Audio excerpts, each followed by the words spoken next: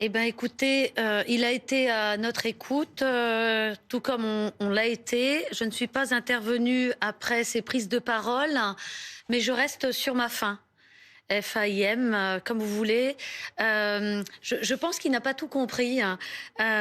Il a compris qu'on était dans une détresse, il a compris la révolte des agriculteurs sur le terrain, les problèmes de trésorerie et de rapidité pour solder ce qui est dû par l'État devrait intervenir, nous l'espérons, assez rapidement comme annoncé. La simplification va dans le bon sens, la surtransposition aussi. Tout ce qui concerne les transmissions, je devrais avoir un texte ce soir. Mais concernant la souveraineté alimentaire, C'est-à-dire, vous devriez avoir un texte ce soir. alors pour Expliquez-nous étudier, concrètement.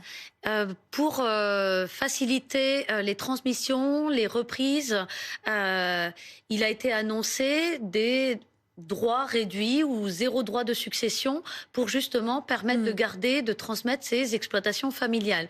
C'est une demande que nous formulons depuis longtemps parce qu'elle va dans le bon sens et qu'il faut justement alléger ce coût des reprises pour les jeunes et faire en sorte que ceux qui partent à la retraite ne laissent pas après eux un chèque aussi à l'État.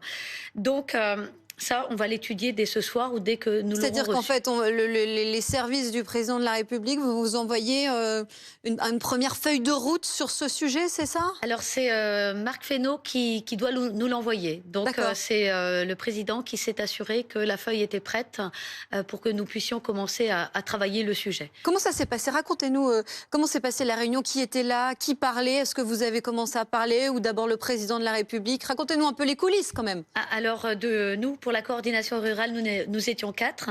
Donc, Christian Convert, donc le secrétaire général, Hmm. et Karine Duc du 47, le Lot-et-Garonne, était présent pour faire remonter en fait des situations du sud-ouest, de Bretagne Oui. et de cadrer un peu toute la Bretagne.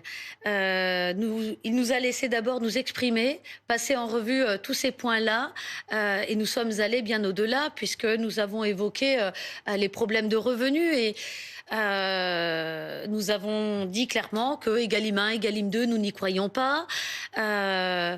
Nous avons bien dit qu'il fallait justement se rapprocher des industriels parce que ce sont eux qui nous payent, les industriels comme les coopératives. Euh, tous ces Mais l'idée, c'était de dire, Monsieur le Président de la République, ce qui a été annoncé ne va pas assez loin ou ne va pas assez vite? Alors les deux parce que autant sur certains aspects nous devrions avoir satisfaction, mais pour solutionner l'agriculture et la remettre sur de bons rails, nous avons un virage à 380 degrés. C'est une manœuvre carrément dans l'autre sens qu'il faut réaliser. Je pense qu'il ne croit à peine les problèmes de trésorerie qui s'accumulent année après année et que même si des agriculteurs venaient à faire des PGE, des prêts garantis de l'État pour déjà avoir une bouffée d'air, Hmm. ça ne solutionne pas l'agriculture sur le long terme. On a Et de vrais problèmes de prix. vous l'avez trouvé à l'écoute? Est-ce que vous avez obtenu des garanties de sa part? Alors oui, il était à l'écoute, hein. Les garanties portent justement sur la simplification, mais tout ce qu'on connaît déjà, tout ce qu'on a déjà l'intention d'obtenir. Mais sur la souveraineté alimentaire, il ne partageait pas avec nous le point que nous mettons en avant, à savoir la déproduction française, cette perte de souveraineté alimentaire. Et pour lui, nous ne la perdons pas, puisque même si nous produisons des produits que nous pourrions consommer, ce sont des produits qui ne correspondent pas aux attentes des consommateurs. Donc nous exportons et de fait nous importons. Mais comme nous importons essentiellement d'Europe, du coup la souveraineté européenne, ça s'inscrit dans la souveraineté européenne.